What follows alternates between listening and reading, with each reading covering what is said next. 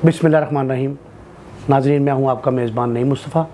कई अहम ख़बरों और तजियाती रिपोर्ट के साथ हाज़िर खिदमत हूँ। नाज़रीन, गुज़श्ता रोज़ मैंने ये अर्ज़ किया था कि इमरान ख़ान के ऐलान के तनाज़ुर में पाकिस्तान तहरीक इंसाफ़ के कारकुनों ने जेल भरो तहरीक का आगाज़ बड़े खुशकुन और खुशनुमा अंदाज़ में किया था, लेकिन 24 घंटे के दौरान जो उम्मीद की जा रही थी और जिस उम्मीद का इजहार पीटीआई वाले ख़ुद कर रहे थे वो था कि बड़े पैमाने पर गिरफ़्तारियाँ होंगी, लेकिन वो ऐसा नहीं हो सका। और कल और आज 2 अय्याम के दौरान किसी भी जगह पर बड़े पैमाने पे कोई गिरफ़्तारी नहीं हुई। सिर्फ़ दर्जनों अफराद, जो कल 70 या 75 लोग कहा जा रहा है, वो लाहौर में गिरफ़्तार हुए थे। मरकज़ी कायदीन शाह महमूद कुरैशी, असद उमर और उनके साथियों के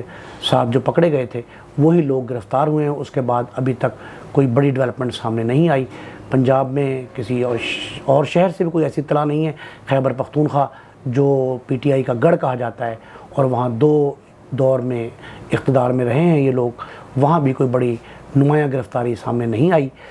अलबत्ता कई मज़ाक़ खेज़ मामलात जो हैं वो देखने में ज़रूर आए हैं। मज़ाक़ खेज़ इस अंदाज़ से कि लाहौर में आप वीडियो एक वायरल हुई है जो हर जगह पे देखी गई है। 2-3 वीडियोज़ हैं वैसे, वो मुख्तलिफ़ थानेदार ये ऐलान कर रहे हैं लाउड स्पीकर पर, माइक के ज़रिए, और ये कहा जा रहा है कि प्रिजन वैन जो हैं वो खड़ी हैं, और दिखा भी रहे हैं कैमरे में वो प्रिजन वैन जो हैं वो खाली खड़ी दिखाई दे रही हैं। उनमें कहा जा रहा है कि प्रिजन वैन खाली हैं, पीटीआई के कारकुन आएँ और गिरफ़्तारियाँ दें, लेकिन कोई शख्स भी जो है वो गिरफ़्तारी देने नहीं आया।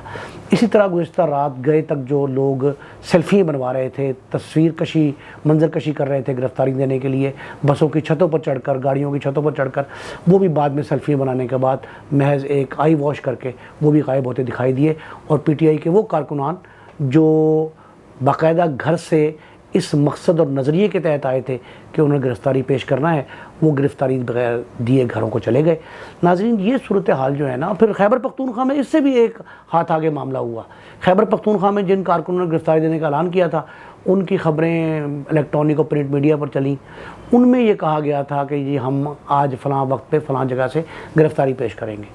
तो वो कारकुन वहाँ नहीं पहुँचे। जो मुकर्ररा वक्त था, मुकर्ररा क़याम गाह थी, मुकर्ररा जगह थी, वहाँ नहीं पहुँचे, जिसकी वजह से पुलिस वालों ने क्या किया कि निगरान दौरे हुकूमत में, वहाँ भी अभी रिसेंटली जो है 2 अदवार गुजार के पीटीआई जो है इक़्तिदार से बाहर आई है, तो वहाँ निगरान दौरे हुकूमत के दौरान पहले ही फ़ेज़ में उन्होंने ऐसा किया कि पुलिस की भारी नफरी जो है उन कारकुनों के घरों पर चली गई जिन घरों में कारकुनों ने ऐलान किया था कि हम गिरफ़्तारी देने आ रहे हैं। वो नहीं आए तो उसके बाद घरों में पहुंच गए और कहा जी इन लोगों को बाहर भेजें, हम उन्हें गिरफ़्तार करने आए हैं, वो आके गिरफ़्तारी पेश करें। तो नाज़रीन, ये इस तरह के लम्हात जो है ना वो भी बड़े अजीब थे। और खैर ठीक है, सियासत में मामलात ऐसे चलते रहते हैं, लेकिन ये तहरीक जो है इस पे पीटीआई के सियासी मुस्तक़बिल का दारोमदार था और इन्हिसार था आने वाले इलेक्शन की इंतखाबी मुहिम पर इसका। और कहा जा रहा था इसके बड़े मुस्बत असरात हो सकते हैं, लेकिन इब्तिदा में ही दूसरे ही रोज़ यानी जो मामला है वो इस अंदाज से मज़ाक़ खेज़ बन गया कि गिरफ़्तारियाँ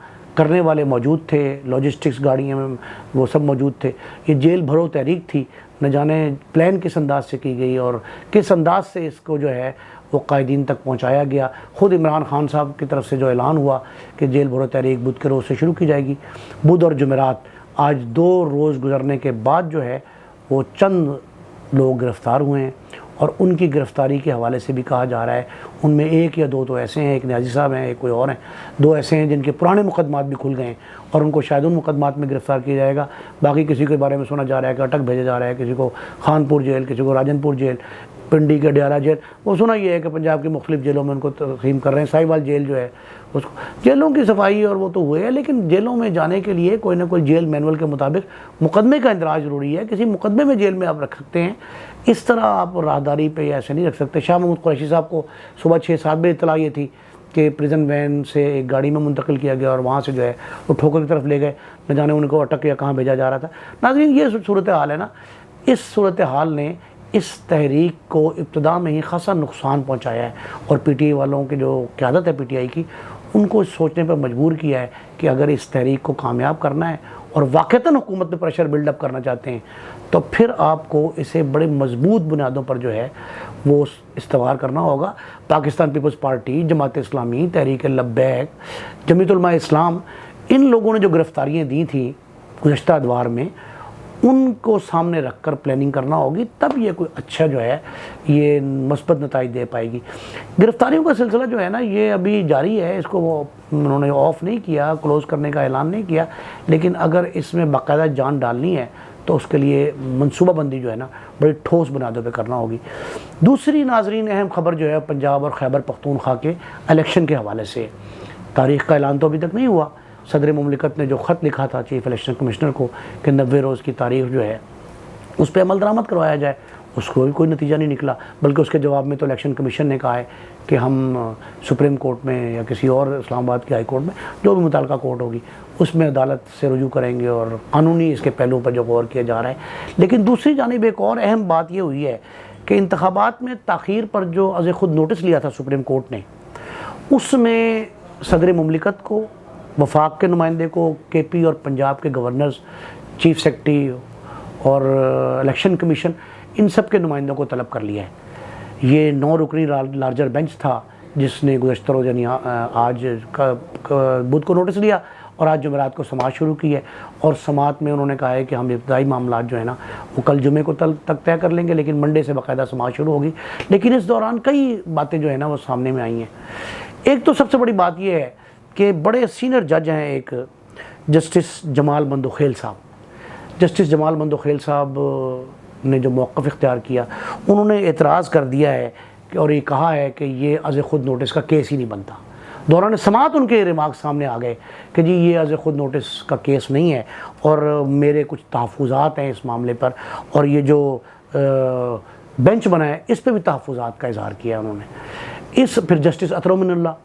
انہوں نے کہا، تو وہ تو یہاں تک چلے گئے، انہوں نے کہا کہ جناب اگر ہمیں 100 موٹو ہی لینا چاہیے تھا تو 100 موٹو اس وقت لیا جانا چاہیے تھا جب خیبر اور پنجاب کی اسمبلی توڑی گئی۔ انہوں نے یہ استفسار کیا کہ کیا کسی ایک شخص کے پارٹی لیڈر کے اشارے پر اور وہ وزیر اعلیٰ جو ہے وہ دے سکتا ہے ایڈوائس۔ یہ بڑے قانونی نکتے انہوں نے اٹھائے، اور یہ معاملات جو ہے نا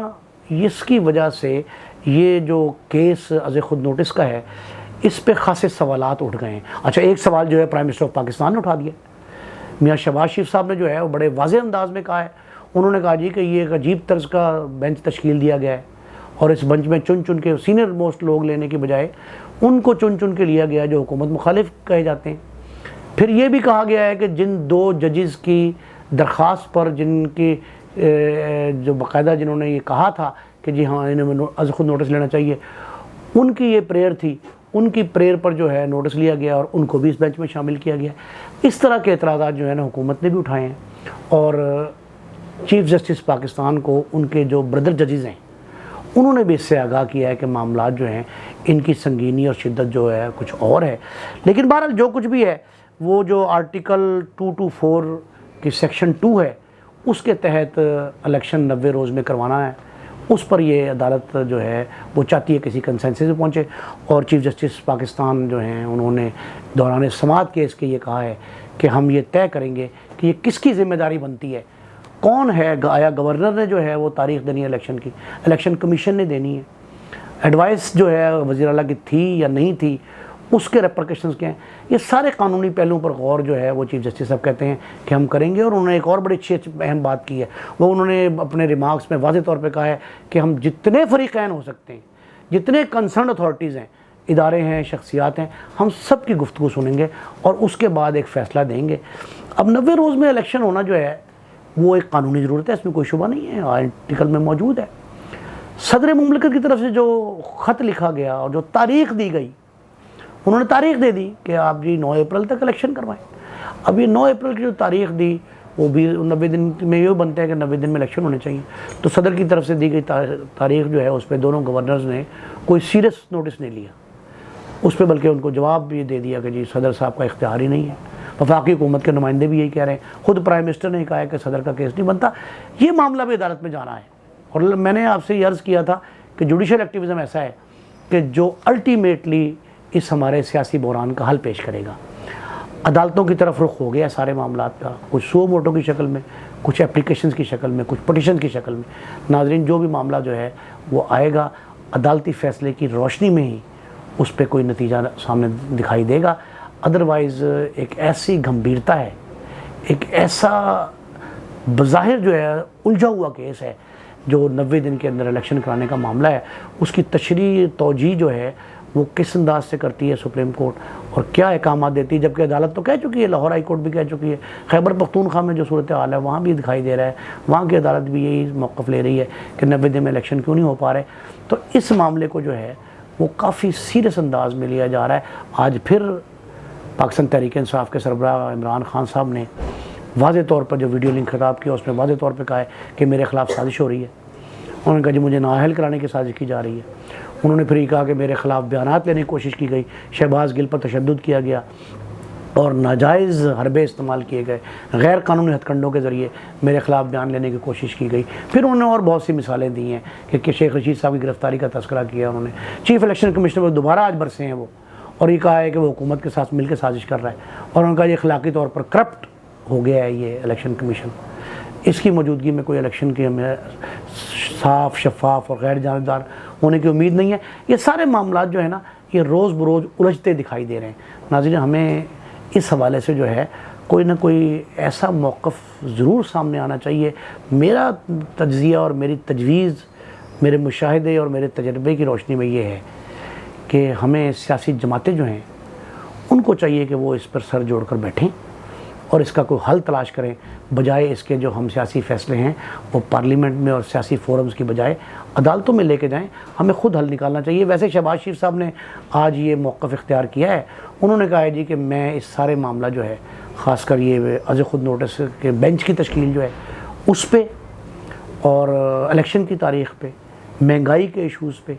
اور باقی جو اہم قومی امور ہیں ان پہ انہوں نے کہا میں پی ڈی ایم میں شامل جماعتیں جو ہیں ان کو اعتماد میں لوں گا اور ان سے مشاورت کے بعد جو ہے نا حکومتی پالیسی کا اعلان کیا جائے گا۔ یہ سارے معاملات اچھے ہیں، اور جو گزشتہ روز کے ان کا فیصلہ تھا کفایت شعور یا سادگی اپنانے کا، وہ چیریٹی بگنز ایٹ ہوم، انہوں نے اپنے گھر سے اس کا آغاز کیا، بڑا نیک فعال ہے کہ انہوں نے کہا ہے جی کہ وزراء جو ہیں ان کی پرتعیش جو سہولیات ہیں، جو گاڑیاں ہیں، اضافی پروٹوکول ہے اور وہ سارے کے ساری جو ہے نا وہ ختم کر دی جائیں گی، اب نیلام کریں گے گاڑیاں کیا ہوں گی۔ یہ سارا کچھ اگر سادگی اپنائے گی وفاقی کابینہ تو نیچے تک اس کا میسج جائے گا اور ایک مثال بنے گی اچھی۔ یہ سارے معاملات ایسے ہیں جو مل بیٹھ کر طے کرنے کی ضرورت ہے، اور اگر ہم نے آج ہوش کے ناخن نہ لیے تو آنے والا کل، آنے والی نسل ہمیں معاف نہیں کرے گی۔ اپنے میزبان نعیم مصطفیٰ کو اجازت دیجیے، اللہ حافظ۔ کیونکہ خبروں کو اب چلنے دو۔